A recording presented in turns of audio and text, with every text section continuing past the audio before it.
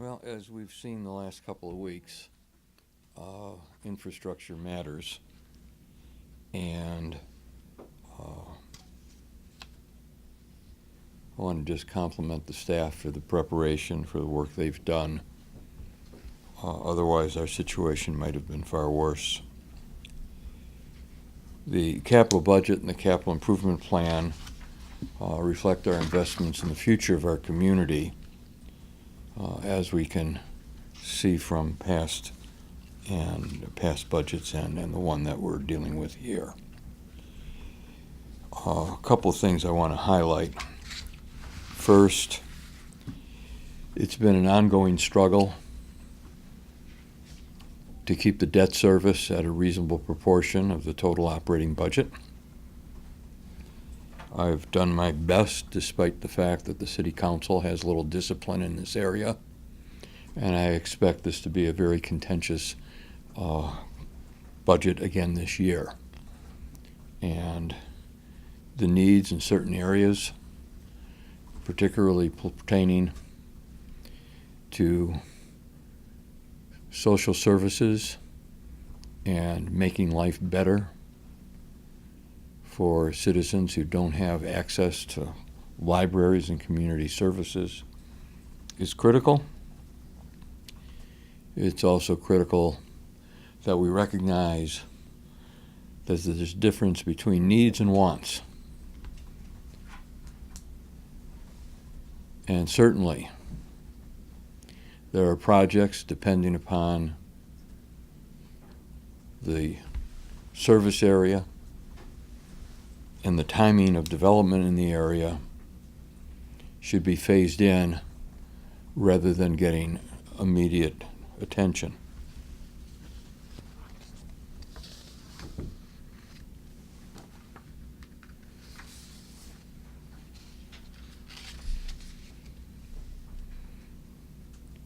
Services cannot be extended to everyone in an instant. Major facility projects must have a comprehensive plan and have clearly defined scopes and costs.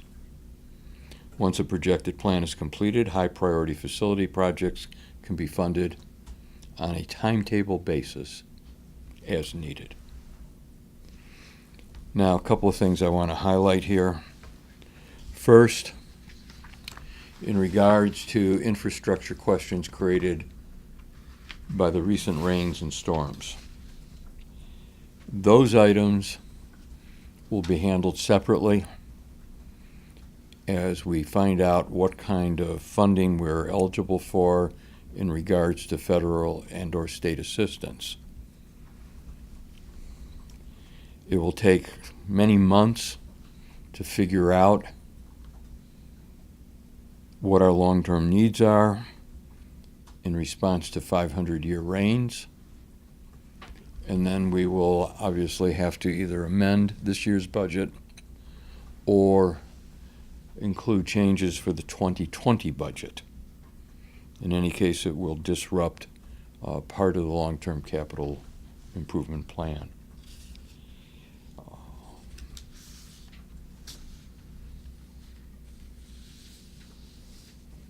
Any questions?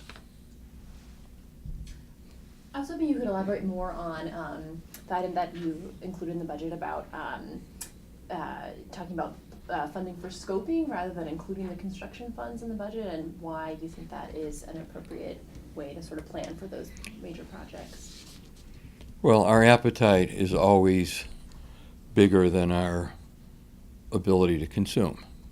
And one of the things we've seen in recent decade is that up to 20 to 35% of capital budget items are not completed in any given year.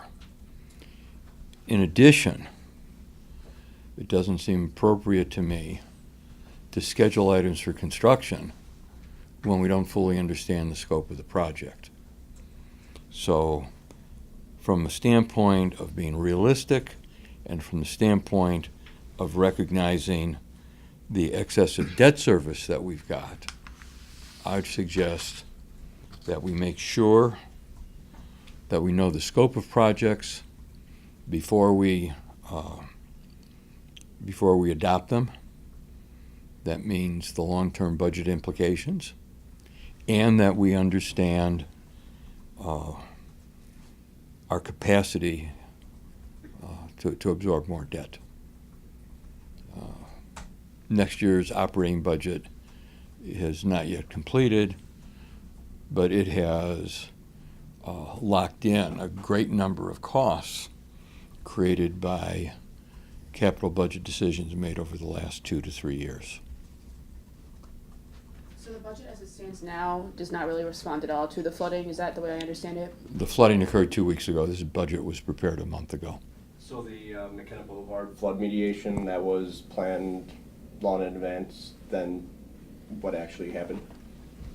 I don't have the detailed budget in front of me. There's $6.1 million allocated for citywide flood mitigation off McKenna I don't have the details in front of me. Can somebody get me a hard copy of the budget, please?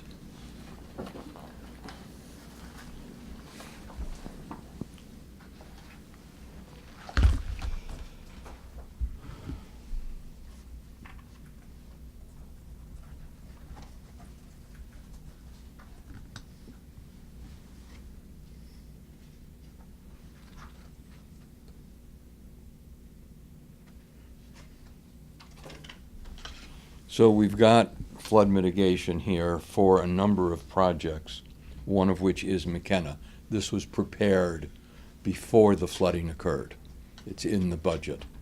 It is most likely we will take another review of it prior to adoption, just to ensure that these proposed plans address the most severe situation that we had 2 weeks ago. Do you feel that members of the council will be pushing really hard for additional work to be done, especially in the hard-hit flood areas downtown? We're all going to be pushing for responses as best we can in regards to the flooding. I would simply caution we better know what we're doing. Keep in mind, there's areas that are seeing flooding that have never encountered it before. So you said that there's money allocated for flooding projects on McKenna. Is there other streets as well?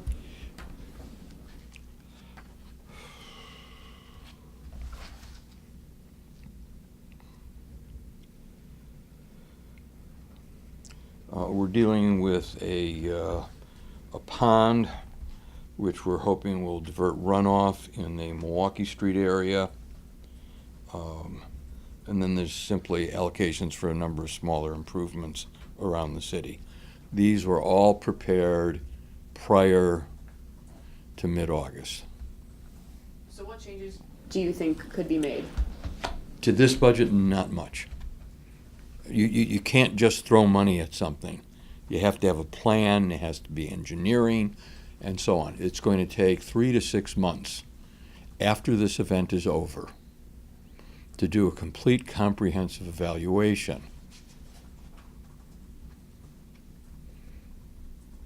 There may be areas where, because of the design and the original configuration of the city, we can't solve a problem.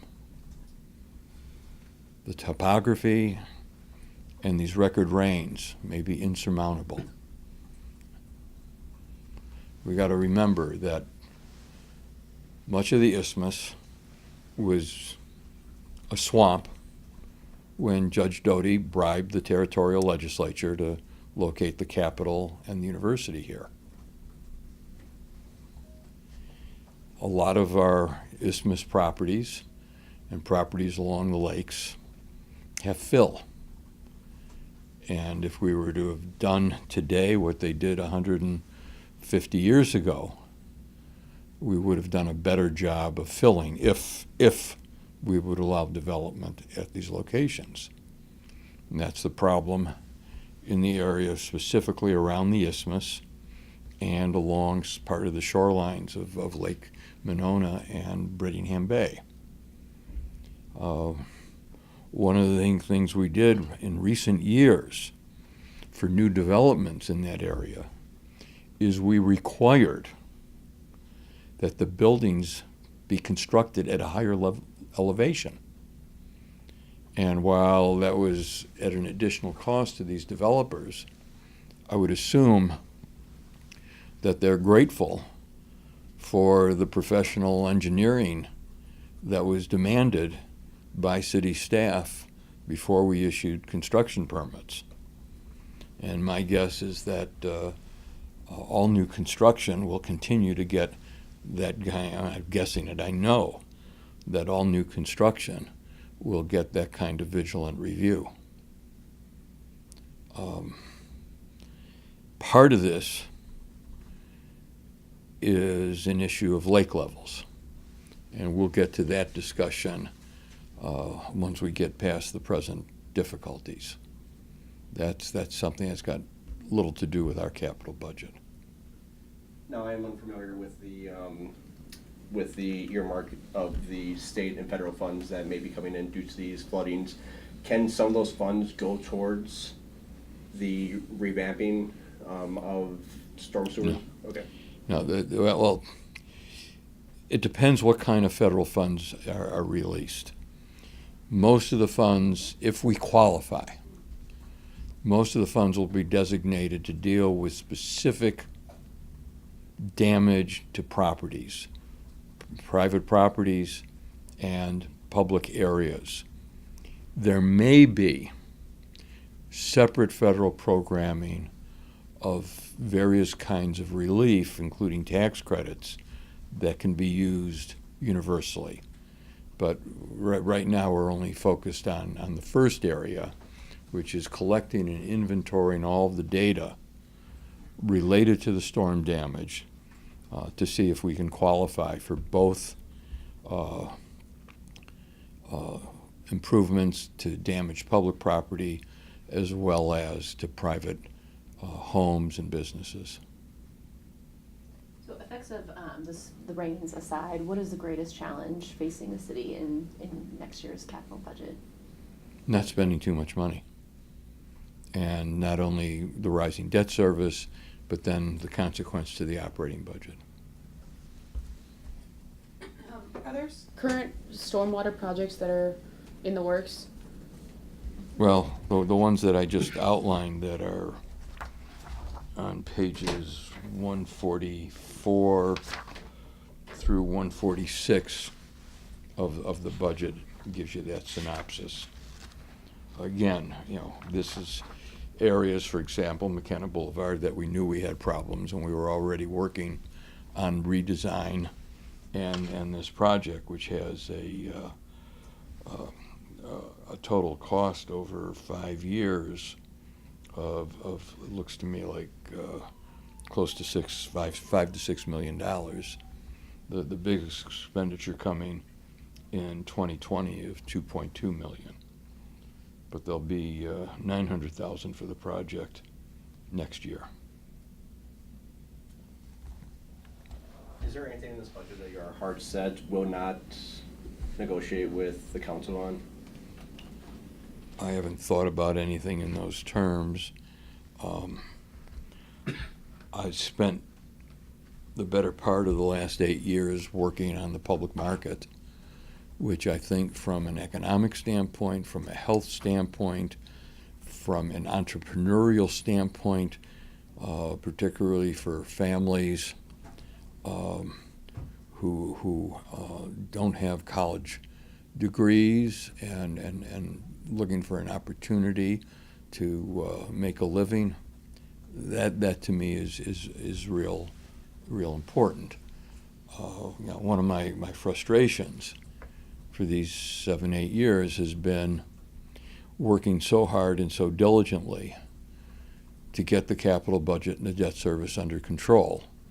And then every time I make efforts in those areas with recommendations, the city council finds more ways of spending the money, and I can't seem to get what I consider to be the one most important project moving forward without receiving a great deal of resistance and objection.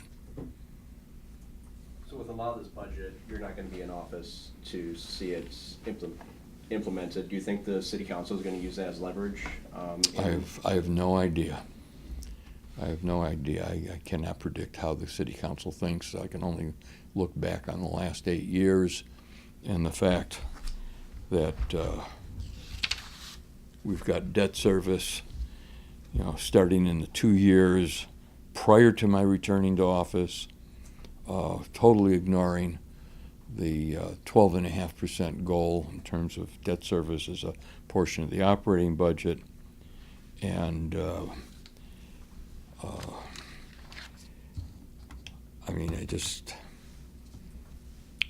I don't know what all that thinking is, especially in light of the fact that it just compounds some operating budget problems, which are immense.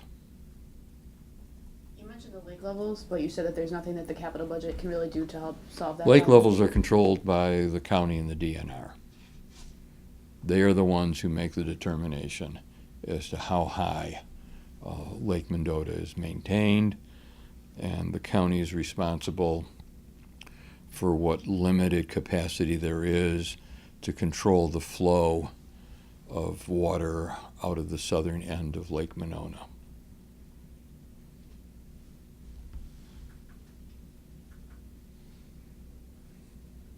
Okay? Thanks.